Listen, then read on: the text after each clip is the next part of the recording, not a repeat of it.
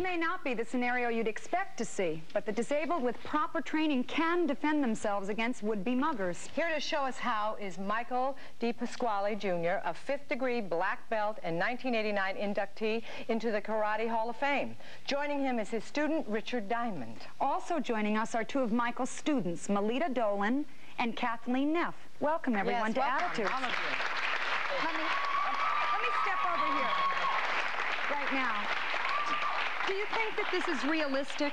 Absolutely. For disabled people? Definitely, definitely. I think that they need it much more than most of us do. It's working. What training do you give someone who's disabled that would make that difference, that somebody was coming at them, a mugger, that they could actually defend themselves? The training I give them primarily is using vulnerable areas. You are showing them vulnerable areas of the body to strike and how they should be able to strike them and cause severe damage. Why don't you show us? Surely. Great. Sure. Okay, Richard. I'm going to demonstrate on Go easy first. on him now. Okay. Okay. With choking technique. Oh. Right.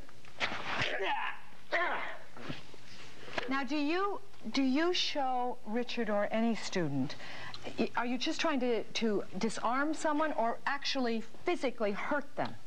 Physically hurt them. Do you want to physically hurt them? Yes. Uh-huh. Yeah. Yes. And the reason being is, for the most part, they're never going to get a second chance. It's a lot harder for them to have a second chance than us as well.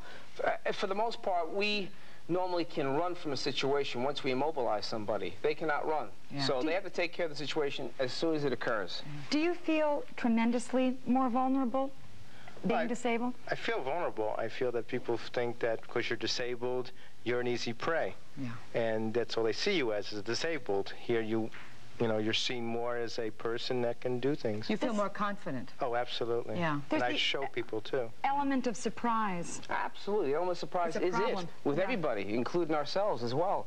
They're no different than we are. It's just the element of surprise. There is such a thing as called surprise attack and surprise defense. A person is looking for a victim. He's not looking for an opponent. So when he attacks, he's not thinking in his head, well, I wonder if he's going to hit me in the groin. I wonder if he's going to hit me in the throat. When they attack for a reason. Either they want your money, they want to rape you, or they want to kill you, whatever the case may be. Boy. You've got to be able to strike back. Especially today. Yeah. Kathleen and Melita, let's bring you in here. Do you feel more confident now? Definitely. How about you, Kathleen? Definitely, yes. Have either one of you, or Richard, you two, ever been mugged? Straight over. Thank God I've always been in a situation that I could either crawl or talk my way out of. Really? Real? Yeah, we teach that too as well. It doesn't start with just self-defense. It also starts with the environment, how you have to look around you and secure yourself. When I teach a program to the disabled as well as for women as well as children, that you should always avoid a situation before it occurs.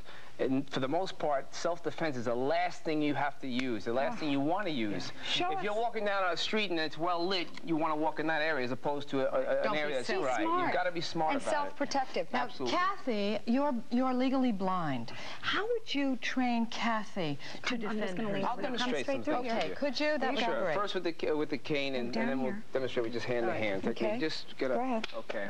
Ready? Of course, using a cane, striking to the arms and striking to the throat. What she does is she tracks up the arm. If I choke Kathy here, what she's going to do is try to find the arm. Okay, and once again, I call it tracking. It's a word that I use for them so they can track right up the arm and strike to the throat. They know if I'm in front of them, okay, if the attacker's in front choking, or in a bear hug situation, the groin is over there, so she just has to grab me and lift her knee up. Go ahead, Kath. Boom.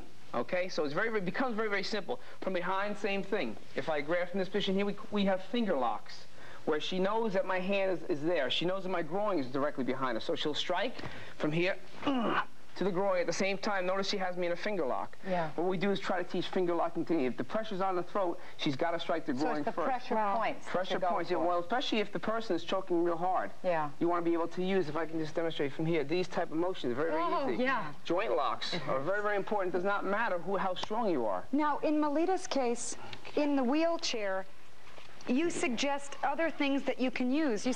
Like what can be in her lap? Michael. Okay. Hairbrush. The hairbrush can be used. I'll demonstrate slow, and then I'll demonstrate it fast. Thank you. If a person's coming down and choking, okay, from here, slow first. I'm going to grab her here. If I go to grab her, she's going to block like so, and lock in like so, and just strike to the face with one hand, to the eyes, to the throat, always vulnerable areas. The hairbrush, if she has a hairbrush, and I go in to choke her, from here, she'll block again, okay? from here, boom. And then from here, strike, cross the eyes, in, and to the ground. I'll do it fast. Ready? Sorry. You are good. You are good. Ever get hurt in this business? Yes, I have. I've gotten hit quite a few times, but it's worth it, you know, because to teach these folks as well as anybody else, whether it be a child, whether it be an adult, in my mind, I don't look at martial arts as being chop-socky karate movies, okay? I look at it as being a form of self-defense, a form of protection. So when you walk from one destination to another, to know that you're teaching somebody how to secure themselves and with their surroundings as well as what they can do physically, it's important to me and it makes me feel good. Michael, is it possible to get too much knowledge? I mean, let's say you learn all of this, all of you, and is it really good, or could we really get hurt? Would it be better just to give our purse or a false sense of security? There's no doubt about it that, I mean, I always teach my students, no matter who it is, that if a person does want to mug you or rob you and they want your goods, to give the goods to the person.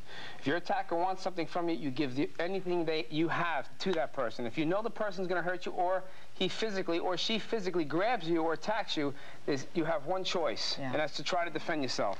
If you don't want to defend yourself, obviously you're either going to be killed or you're going to get hurt. Do you feel you could take on a mugger now? Well, I feel pretty confident that I could take on Michael, and I think he really does come after you. I really come at him real strong. I don't fool around. It's not fooling around at all. I choke him. If I choke her, excuse me, let's go from behind, excuse me. If I choke her from behind, I want to know that I choke in here. Ah, yeah, good. Nice. Notice she struck the elbow and she grabbed my finger. Finger locks, I don't care who you are. You could be 6'5". If you're grabbing a joint lock, especially the finger, and you snap it the other way, the opposite way it's supposed to go, it's going to hurt. Now notice when she grabbed me, she held on. Just grabbed my hand like this and the elbow. This she's bending here, so she's holding on, she's snapping the elbow. Joints only work one way, this way. If the elbow won't work the other way. Do a lot of disabled people, they have an interest in this self-defense? Has this started catching on? Friends of yours and different...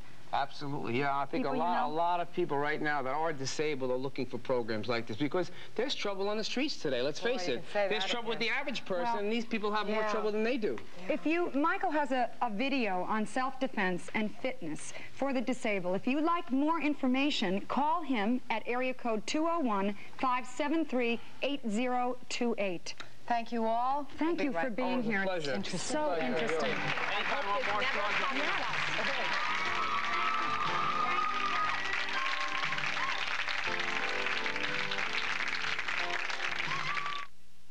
Be a part of Attitudes and join our